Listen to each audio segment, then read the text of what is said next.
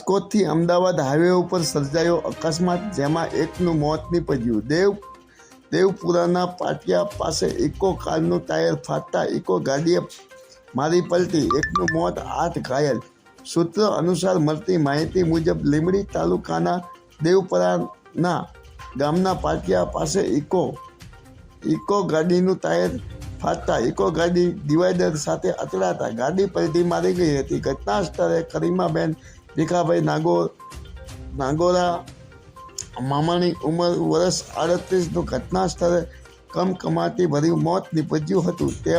તેમજ ગાડીમાં સવાર મુસાફરો 7 થી 8 જેટલા મુસાફરો ખવાયા હતા, જ્યારે એકનું પણ મોત નીપજ્યું. તમામ સારવાર અર્થે સરકારી હોસ્પિટલ ખાતે ખસેડવામાં આવ્યા હતા. આ ઘટનાની જાણ થતાં પાણીસ્તા પોલીસ ઘટના સ્થળે પહોંચી હતી અને તપાસ હાથ ધરી હતી. માયાજાર ન્યૂઝ ચેનલ જયેશ ચૌહાણ. મારું નામ ઘનશ્યામભાઈ અરજીભાઈ.